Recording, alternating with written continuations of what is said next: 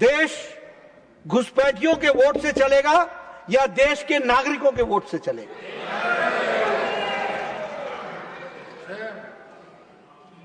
अगर देश के नागरिकों के साथ वोट के स्तर पर चलना है तो जो देश के घुसपैठिए हैं उनको चिन्हित करना यह इलेक्शन कमीशन का काम है कि नहीं है। अगर ये इलेक्शन कमीशन का काम है तो इसमें सुचारू रूप से सभी पार्टियों को सहयोग करना चाहिए कि नहीं करना चाहिए। और अगर करना चाहिए तो हमको सामूहिक रूप में प्रस्ताव पारित करना चाहिए कि नहीं कि वी सपोर्ट SIR, करना चाहिए कि नहीं करना चाहिए। इसलिए मित्रों, हम आप चाहते तो इलेक्शन वो तो होगा जो होना है, लेकिन मैं ये बता रहा हूं कि आप अपनी वोट की शुद्धता में सहयोग करने में आप भी अपना योगदान करें, इतना मेरा आपसे निवेदन है। आप इलेक्शन कमीशन के बारे में प्रश्न खड़े कर रहे हैं, आपने वोट चोर वोट चोर वोट चोर वोट चोर। अभी मैं ज्यादा बोलना नहीं चाहता था, अभी 16 दिन की आपने यात्रा की बिहार में, 17 अगस्त को शुरू किया, 1 सितंबर को समाप्त किया। वोट चोर वोट चोर वोट चोर।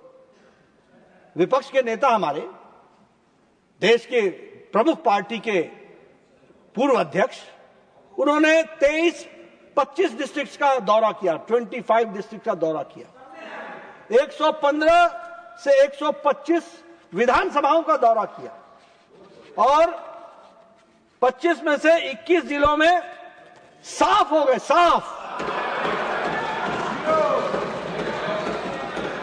और इनको मिली 6 सीटें। कितनी मिली? 6। और टोटल गठबंधन को मिली 33 टोटल। अभी वो संजय जी थे, चले गए बेचारे, कल वो चर्चा कर रहे थे,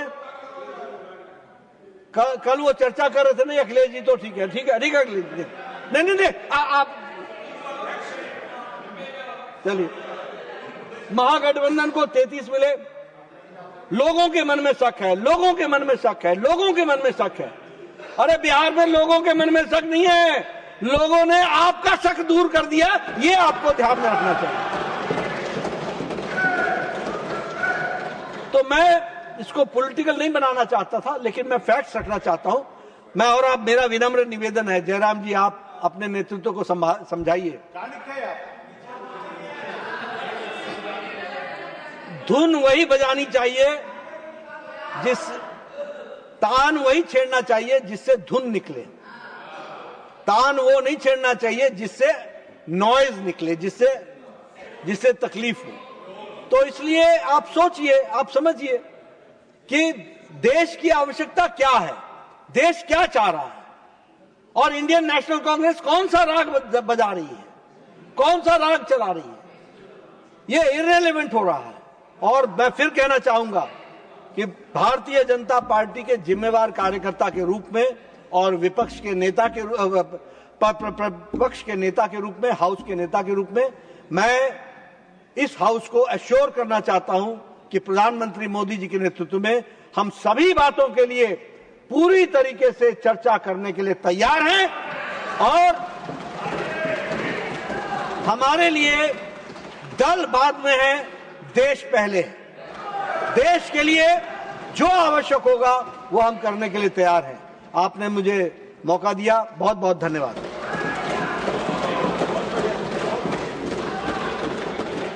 The appropriation number 4 bill 2025, Shri Pankaj Chaudhary ji to move a motion for consideration of the appropriation number 4 bill 2025.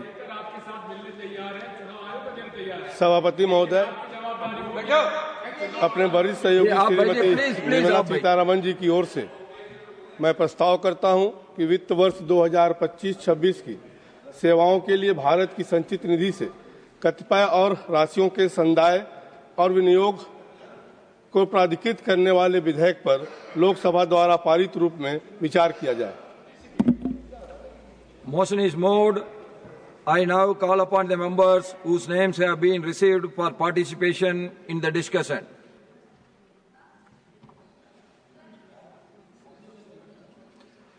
श्रीमान GC Chandrasekhar ji. Thank you, sir. Thank you for giving the opportunity to speak on supplementary demand for grants of financial year 25-26. The first batch of financial year 25-26 contains 72 demands and 1 appropriation. Sir, government planned to spend सदन में शांति बनाए 50.65 crore in this year. Sir, आप बोले please माननीय सदस्यगण आपस में बात न करें. sir, government is planned to spend 50.65 lakh crore in this year with the extra additional allocation of 1.32 lakh crore. Sir, I will start with a small poem of our great author D.V. Gundappa of Karnataka. ಬರಿ ಓದು ಬರಿ ವಾದ ಬರಿ ಬುದ್ಧಿ ದೊರಕಿಸದು ಪರಸತ್ವವನ್ನು ಬೇಕು ಬೇರೆ ಕಣ್ಣದಕ್ಕೆ ಚಿರದ ಮಮತಾ ವೇಷ್ಟಿದ ಪರಯು ಹರಿದಂದು ಅರಳುವುದು ಅರಿವಿನ ಕಣ್ಣು Mankuthimma. Sir sir please Sir, अपनी सीटों पर बैठे. सदन में sir, the poet reminds us that words have meaning only when they are rooted in humanity.